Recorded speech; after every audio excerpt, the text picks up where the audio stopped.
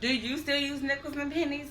Sorry to say, but both have ran out of luck, both in the US and in Canada. Back in March, the Royal Caribbean Mint announced that they were phasing out due to low purchasing power and rising production costs. According to CBS, there is a steady debate within the government to decide if we need to omit both coins out of the currency in the United States. There are several reasons to contribute with the elimination of both coins, as well as tell you why we need the penny and nickel. Of course, we all know production at a loss. It takes approximately 1.8 cents to make 1 cent and 9.4 to make a nickel. There are many machines that don't accept these coins.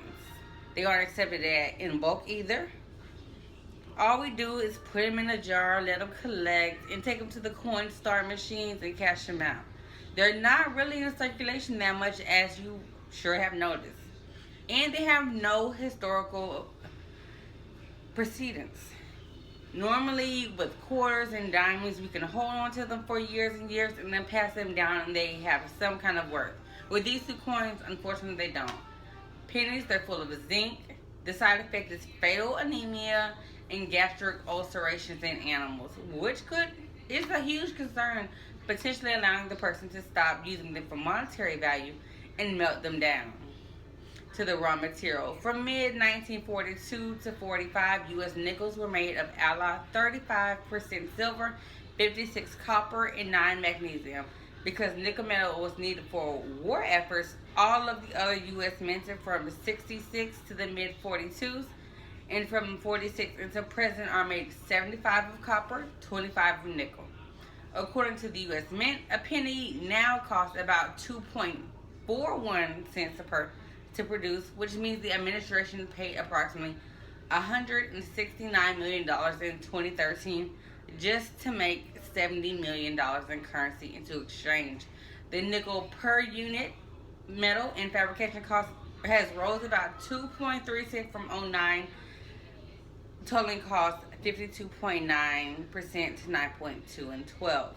In 2010.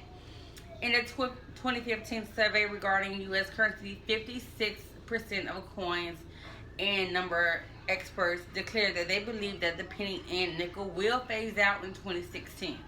So it's time to start the cycle of not using them now. In 1982, Mint began making pennies that we know of now, the brown ones. There are two different types of pennies. One is copper, one is zinc. If you have any made prior to 1961, 9 times out of 10 is made out of copper. And the nickel, American usage, is 5-cent coin struck by the U.S. Mint, composed, like I said previously, 75% of copper, 25% of gold. The pieces have been issued since 1866. In April 17, 2007, the Department of Treasury guidelines went into effect, bearing the handling, melting, and bulk transfer of pennies. According to the Mint, it costs now about 1.8 to make a penny and 9.4 to make a nickel. Those are only U.S. coins that cost more than face value to make, and that has revived the debate over keeping them out of circulation. In 2011, cleared the sixth repeated year that pennies and nickels cost more to harvest than they were worth in the market. In fact, the Mint posted a loss of $187.7 million lost last year. That's more than triple from 2010. Treasury has been learning new metals to see if we can cut the cost down in 2010 to see what metals collaborated together can make these coins but at a cheaper rate. Unfortunately, there has not been any success. Even with cheaper metal to be used, it might not take the cost of the penny down less than what the penny and nickel is worth at face value. Here we have a graph, and it shows the cost of production, and it also shows which coins these are. Right here we have the penny and we have the nickel. As you can see, the penny now, on the United States Mint Federal Reserve, is at 1.66 with a 1 cent face value, and the nickel is at 8.09 with a 5 cent face value. A treasury guesses the cessation in making these coins will save about $50 million a year.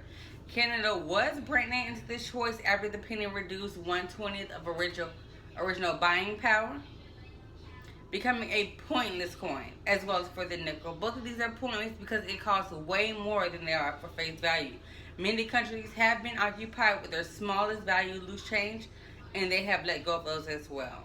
A poll piloted in 2012 around March 22nd and 25th by Opinion Research Corporation International, also on behalf of the Americans for Common Sense, since CENTS, discovered that 2/3, which is about 67% of those questions, highly recommended keeping them in circulation. But as the points we spoke on previously, those went out the window due to the cost it makes to make these coins, and they're not really taken into retail toll booths.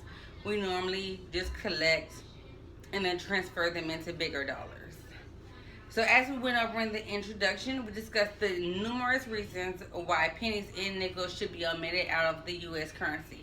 Is it really worth keeping the change and losing out on government money that could be used in other departments? As I stated previously, we have lost 187.7 million every year. Just think of what that could be done in other departments, schools, public safety, and etc. We're losing out on a lot of money by spending them on these two pointless coins.